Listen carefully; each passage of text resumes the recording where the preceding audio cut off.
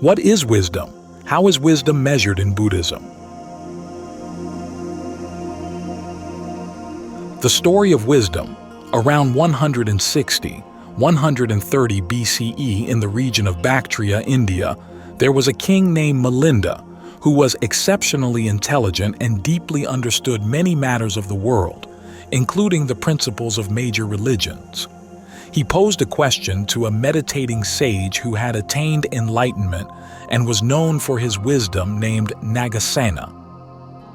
After a discussion about the function of wisdom, likened to a person holding a bright lamp entering a dark house, thanks to the lamp's light, the path, exits, and every nook and cranny become visible. Where there is a chair, a cupboard, a bed, etc.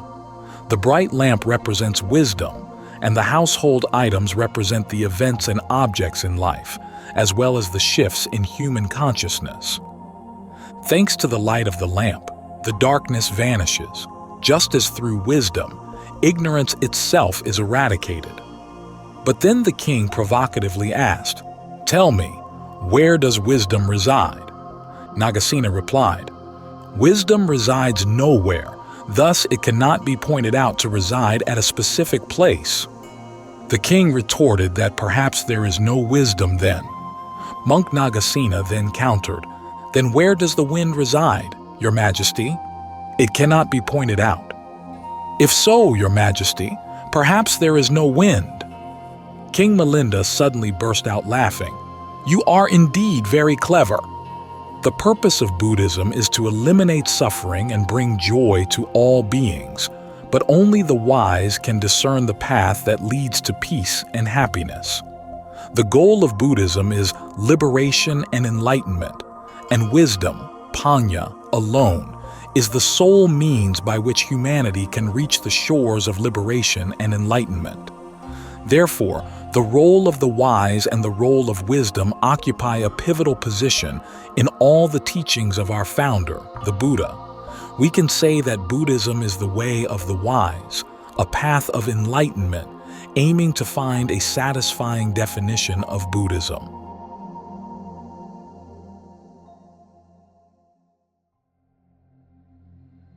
Chapter 1. Buddha is Awakening. First, we should distinguish between an intellectual person as commonly understood and a wise person as defined in Buddhism. An intellectual is someone who may have a profound knowledge about a subject and can analyze and articulate that subject in detail. However, such a person possesses knowledge without practice and can still be dominated by the issue, lacking freedom from it. For example, someone might know a lot about alcohol, understanding its components and its effects on the body.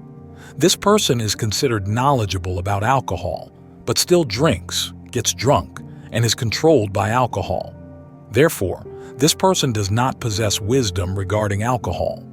On the other hand, someone who understands what alcohol is, knows its dangers, and has the ability to not be controlled by alcohol, who does not drink, is not addicted, and does not get drunk, is considered to have transcended alcohol's influence. This person is seen as having wisdom concerning alcohol. Some might ask, if a person is not knowledgeable about alcohol but chooses not to drink, are they considered wise? Obviously not. Such a person still enjoys the benefits of not drinking, like not getting drunk or addicted due to their abstention.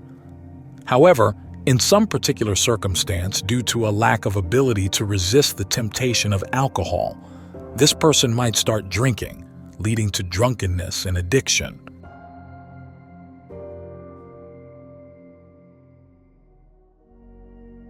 Chapter 2. The Role of Wisdom in Buddhism. With this distinction, we can understand the broadly defined concept of wisdom as articulated by the Buddha in his teachings.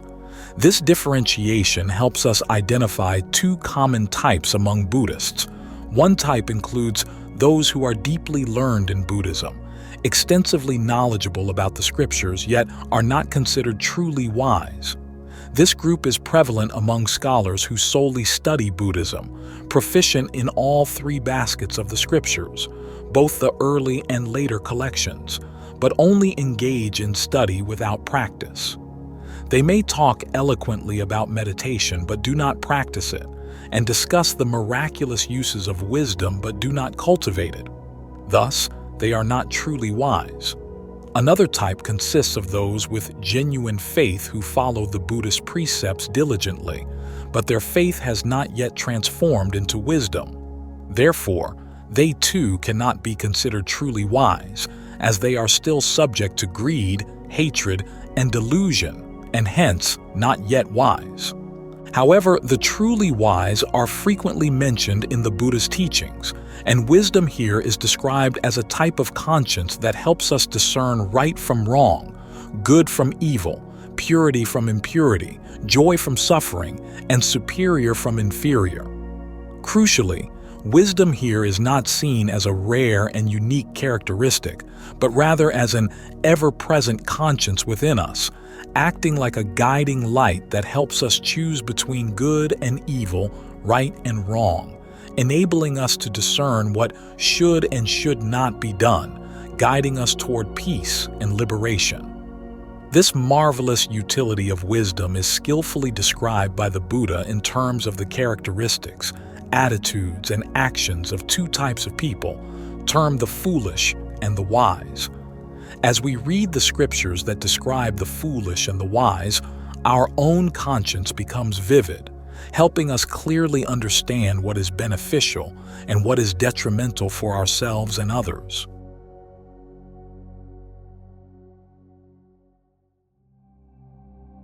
Chapter 3. The difference between the foolish and the wise. In the monastic discipline, the stark difference between the foolish and the wise is clearly stated. Accomplishing three things, the foolish are known. What are the three? Acting evilly by body, speaking evilly by mouth, harboring evil thoughts. Accomplishing three things, the wise are known. What are the three? Acting virtuously by body, speaking virtuously by mouth, harboring virtuous thoughts. And 3.1. In this context, the Buddha further said, "Whatever fears arise, O monks, all such fears arise from the foolish, not from the wise. Whatever dangers arise, all such dangers arise from the foolish, not from the wise. Whatever calamities arise, all such calamities arise from the foolish, not from the wise. Thus, the foolish experience fear, the wise do not. The foolish face danger, the wise do not. The foolish encounter calamities, the wise do not. O monks, there is no fear coming to the wise, no danger, no calamity." And 3.1. This is a very clear testament to the difference between the foolish and the wise from the perspective of one who is enlightened. Another distinct difference between the foolish and the wise relates to sensations. When the foolish encounter bodily suffering, they often grieve, lament, cry, and might faint from distress. The Buddha compared this to someone who falls into an abyss, not standing on the edge, nor having a safe foothold. On the contrary, the wise, when experiencing bodily suffering, do not grieve, not lament, not cry, not beat their chest, and do not faint. Thus, the Buddha taught that such a person is called a noble disciple who has heard much, standing on the brink of the abyss, has reached a safe foothold, SN 36.6. The Master further added, "The foolish and ignorant who have heard little, when experiencing emotional suffering, grieve, lament, and faint." Thus, there are two types of sensations, bodily sensations and mental sensations. The Buddha likened it to being struck by two arrows, suffering both physically and mentally. Moreover, the foolish and ignorant who have heard little, when they feel emotional suffering, feel anger, thus allowing resentment to exist and grow. They seek escape from suffering through sensual pleasure, having found no other escape. Due to this pursuit of pleasure, Craving related to pleasurable sensations exists and grows. They do not truly understand the origin, cessation, allure, danger, and escape from these sensations. Therefore, ignorance related to neither painful nor pleasurable sensations exists and grows. Thus, if they feel pain, they feel pleasure. They feel neither painful nor pleasurable sensations. They feel as if bound. Here, the Buddha taught, the foolish and ignorant who have heard little are bound by birth, aging, sickness, death, sorrow, lamentation, pain, grief, and despair. I say that they are bound by suffering, SN 36.6. Conversely, for a noble disciple who has heard much, when experiencing emotional suffering, does not grieve, lament, cry, beat their chest, or faint. They only feel one type of sensation, namely bodily sensations, not mental sensations. The Buddha likened this to being struck by a single arrow, suffering physically but not mentally. Furthermore, the noble disciple who has heard much, when feeling emotional suffering, does not feel anger, thus resentment does not exist or grow. They find an escape from suffering outside of sensual pleasures. They do not delight in sensual pleasures, thus craving related to sensual pleasures does not exist, does not grow. They truly understand the origin, cessation, allure, danger, and escape from these sensations. Therefore, ignorance related to neither painful nor pleasurable sensations does not exist, does not grow. Thus, the noble disciple who has heard much feels pain, pleasure, and neither painful nor pleasurable sensations is not like one who is bound. Here, the Buddha taught, the noble disciple who has heard much is not bound by birth, aging, sickness, death, sorrow, lamentation, pain, grief, and despair. I say that they are not bound by suffering, SN 36.6. Ignorance, suffering, and liberation. When asked about the difference between the foolish and the wise in relation to the bodies obscured by ignorance and bound by evil attachments, which give rise to the notion that this body exists, that there are forms and names externally, and due to this body, there are 6 sense bases and the experience of pleasurable and painful sensations. What then is the difference between the wise and the foolish? The Buddha taught, O monks, covered by ignorance and bound by craving, this body of the foolish is produced. This ignorance the foolish do not eradicate. This craving the foolish do not eliminate. Why is this? O monks, the foolish live a life not aimed at the true ending of suffering. Therefore, when the body decays and life ends, they move to another body. By moving to another body, they do not escape from birth, aging, sickness, death, sorrow, lamentation, pain, grief, and despair. I say that they do not escape from suffering, SN 12.19. And O monks, covered by ignorance and bound by craving, the body of the wise is produced. This ignorance the wise eradicate, this craving the wise eliminate. Why is this? O monks, the wise live a life aimed at the true elimination of suffering. Therefore, when the body decays and life ends, they do not move to another body. By not moving to another body, they are liberated from birth, aging, sickness, death, sorrow, lamentation, pain, grief, and despair. I say that they escape from suffering, SN 12.19. Wisdom and everyday life. Another subtle distinction is that the wise prefer silence like the vast sea, like something brimming, like a pond full of water, whereas the foolish are noisy like a mountain stream, like something empty, like a jar with water. Learn from the streams. The mountain stream flows noisily. From the deep ravine, the great sea is full, silent. S&P 720. What's empty? shouts loud, foolish like a jar with water. What's full remains quiet. The wise are like a full pond. S&P 721. Someone asked, why do the wise, who live deeply in the forest, eat once a day and possess wonderfully serene complexions, while the foolish wither away like green reeds detached from their stalk? The Buddha replied with these verses, living often in the mountains are holy men dwelling deeply in virtue, eating once a day, why is their complexion so splendid? They do not grieve over the past, nor do they yearn for the future. They maintain themselves with the present, hence their complexion is splendid. Because of longing for the future, because of grieving over the past, the foolish wither away, like green reeds fallen from the stalk. SN 1.10. Further distinctions between the foolish and the wise are skillfully expressed in the following verses. Regarding the non-profligate behavior, the foolish, lacking wisdom, specialize in a profligate life. The wise do not indulge, guarding it like precious treasure. DHP 26.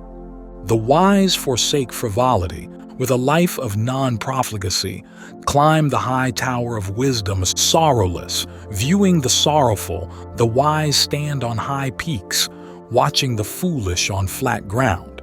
DHP 28. Regarding life, the attitudes of the foolish and the wise differ greatly. Come, look at this world.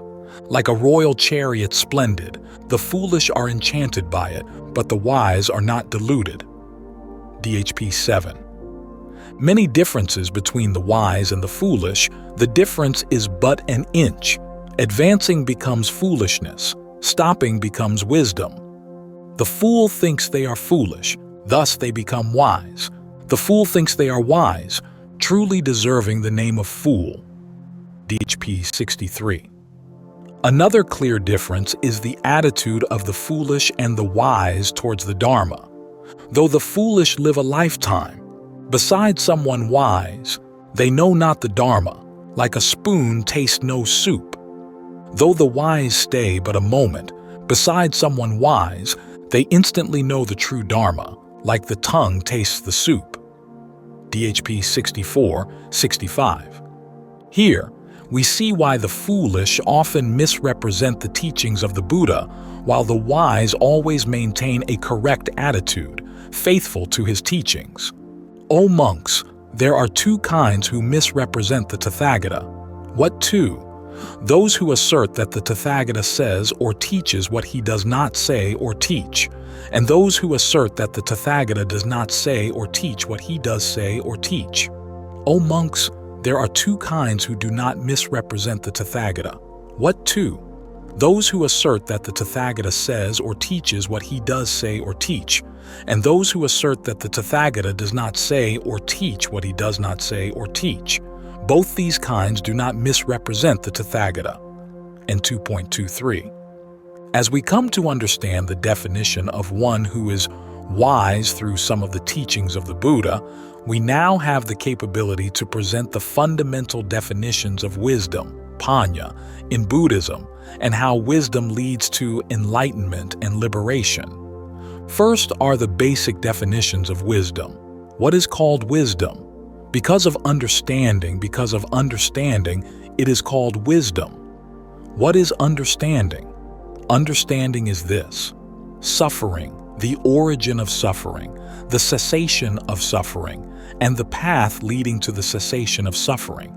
Because of understanding, it is called wisdom. MN 43. Thus, wisdom is knowing with understanding, knowing events, knowing the arising of events, knowing the cessation of events, knowing the path leading to the cessation of events. Expanding this definition includes understanding the allure, the danger, and the escape from phenomena, and thus generally involves all 7 areas that must be understood for any phenomenon or event, whether good or bad.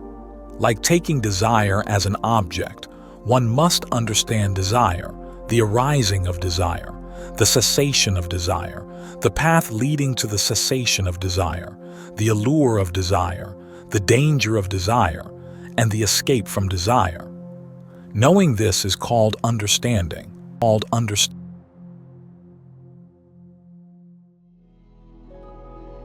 What is the power of wisdom? Another definition related to wisdom is addressed. What is the power of wisdom?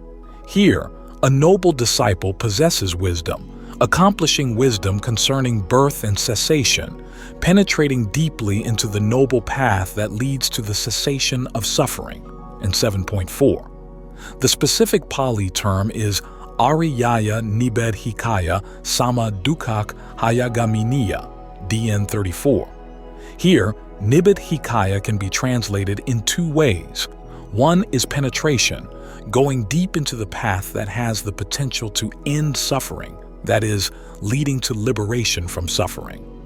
The second translation suggests the capability to pierce through the defilements of desire, existence, and ignorance or greed, hatred, and delusion, ultimately ending suffering. Thus, wisdom, in addition to the ability to understand arising and cessation, also has the ability to pierce through ignorance to ultimately achieve liberation. Another definition further clarifies the miraculous function of wisdom, panya. Wisdom means to know thoroughly, abhinyatha, to comprehend fully, paranyatha, to eradicate, pahanatha. Thus, wisdom has the ability to know through deep meditation, and here meditation refers to the fourth jhana of immobility.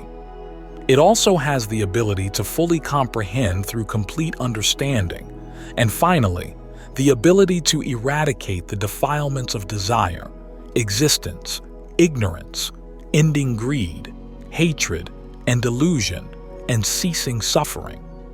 To clarify further, we need to distinguish between conceptual knowledge, sanjanati, brought by perception, sanya, cognitive knowledge, vihanati, brought by consciousness, vijnana, and intentional knowledge, janati, brought by intention, mana.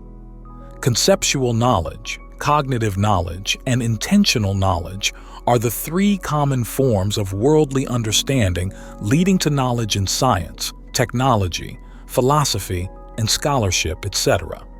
Buddhism contributes additional forms of knowledge through supermundane insight and wisdom, understanding through meditation, providing the strength necessary for humans to master themselves and their circumstances.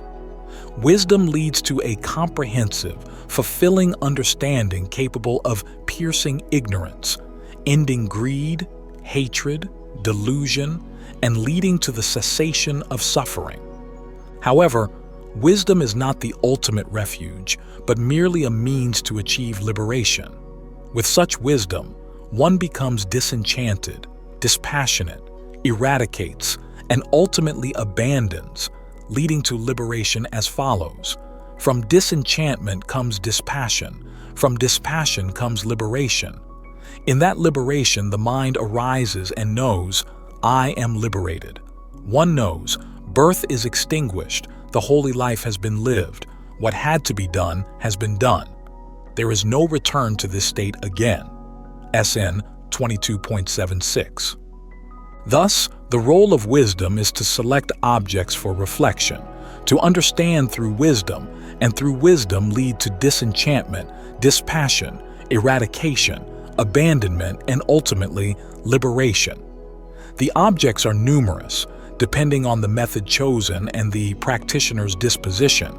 But even if the objects differ, the meditation practices vary. The process of liberation can be considered the same or nearly the same.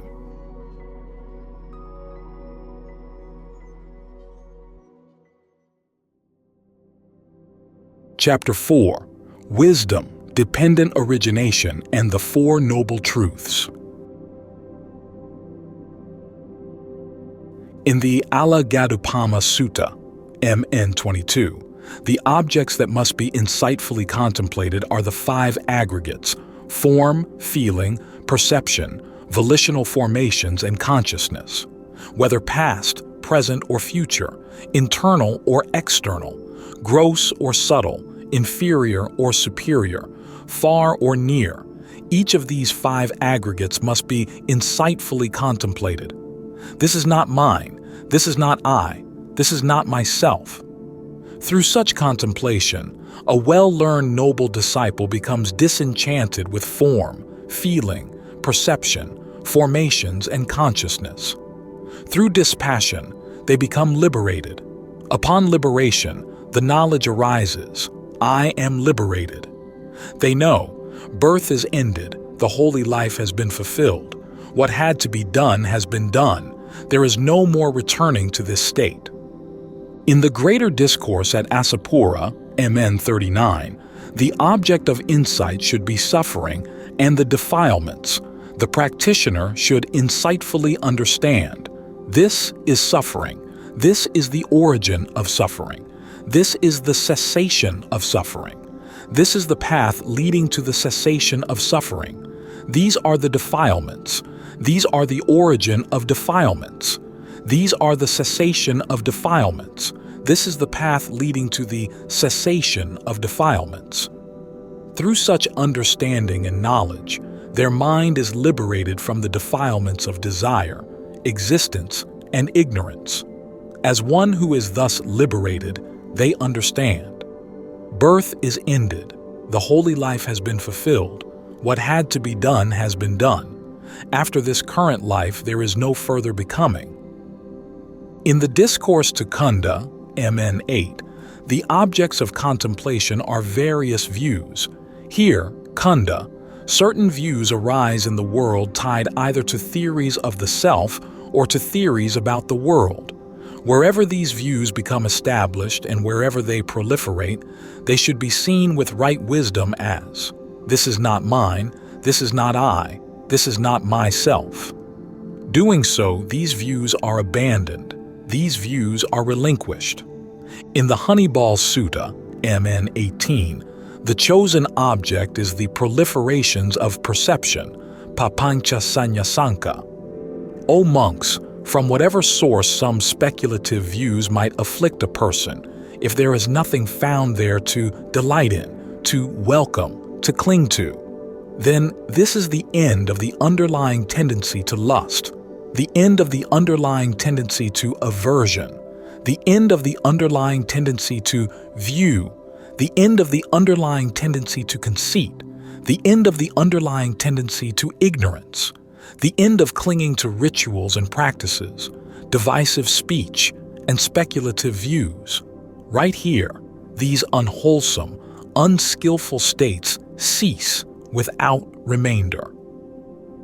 In the 2 kinds of thought, Sutta MN 19, the Buddha recounts his experience when he was not yet enlightened, how he used unwholesome and wholesome thoughts to maintain the precepts, concentration, wisdom, ultimately leading to liberation and enlightenment. He categorized thoughts into 2 types. Unwholesome thoughts are thoughts of desire, aversion, and harm, and wholesome thoughts are thoughts free from desire, aversion, and harm. When thoughts of desire, aversion, and harm arose, the Bodhisattva insightfully understood. These unwholesome thoughts have arisen in me, and they lead to self-harm, harm to others, and both, they obstruct wisdom, participate in distress, and do not lead to nibbana. As the Bodhisattva reflected in this way, the unwholesome thoughts vanished, and he continued to abandon, dispel, and terminate any arisen unwholesome thoughts. When thoughts free from desire, aversion, and harm arose, the Bodhisattva insightfully understood. These wholesome thoughts have arisen in me, and they do not lead to self-harm, harm to others, or both. They foster wisdom, do not participate in distress, and lead to nibbana. If at night I ponder on these thoughts free from desire, aversion, and harm, no fear arises in me from that cause. If during the day I reflect, contemplate on these thoughts free from desire, aversion, and harm, no fear arises in me from that cause. And if I ponder too long, my body may tire, which disturbs the mind. When the mind is disturbed, it strays from stillness. Then internally I soothe the mind, settle the mind, bringing about one-pointedness and mental stillness. MN 19. With such mental stillness, the Bodhisattva eradicated the 5 hindrances, attained the first, second, third, and fourth jhanas, developed the recollection of past lives, the divine eye, the knowledge of the destruction of the taints, and ultimately achieved liberation and enlightenment.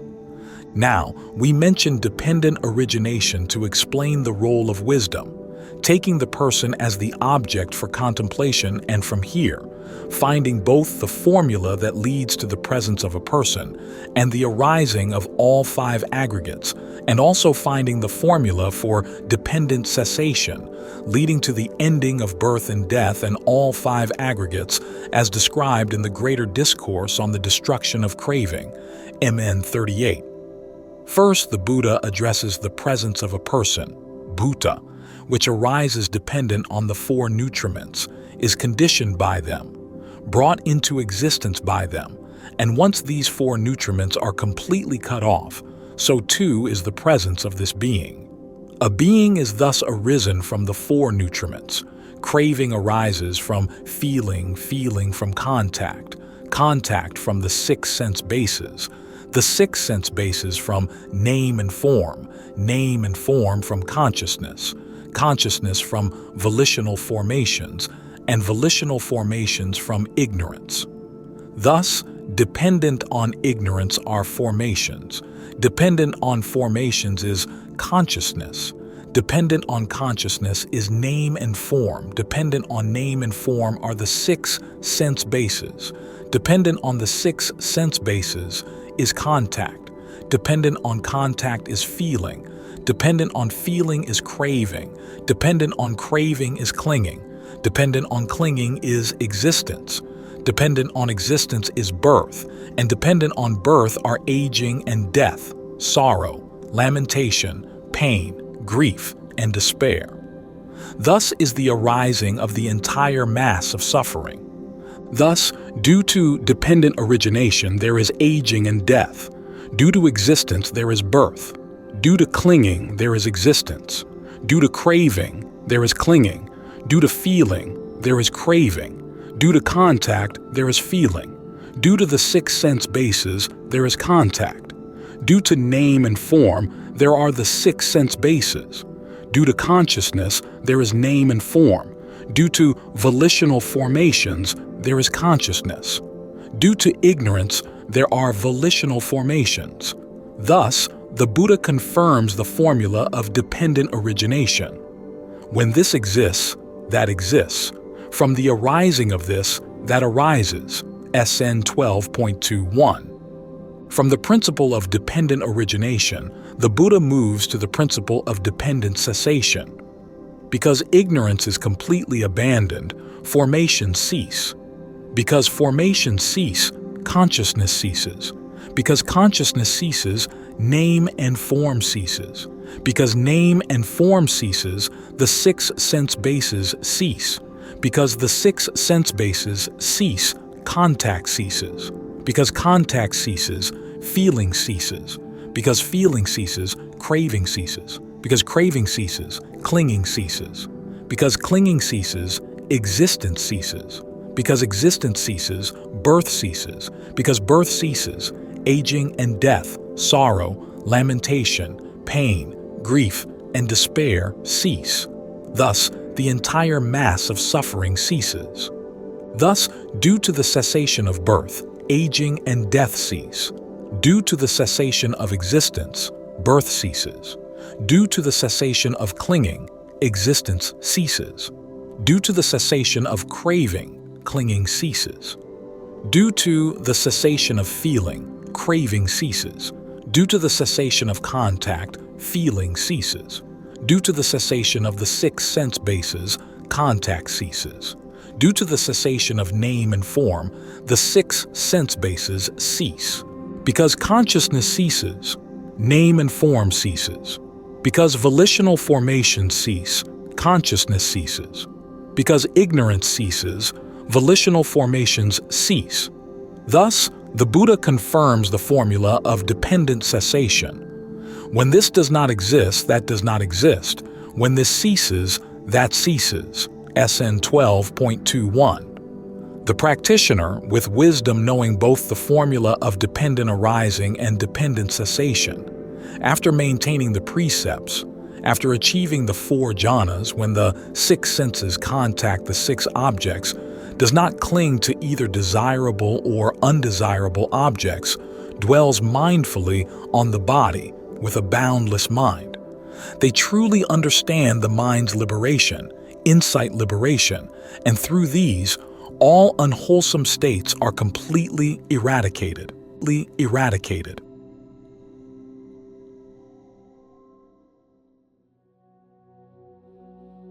Conclusion. Thus, the practitioner abandons any reactive tendency to sensory experiences, not delighting in, welcoming, or becoming absorbed in them. Because they do not engage in delight, welcoming, or absorption, if any craving for pleasure, nandi, arises towards these sensations, that craving is extinguished without remainder. With the cessation of craving, clinging ceases. With the cessation of clinging, existence ceases. With the cessation of existence, birth ceases.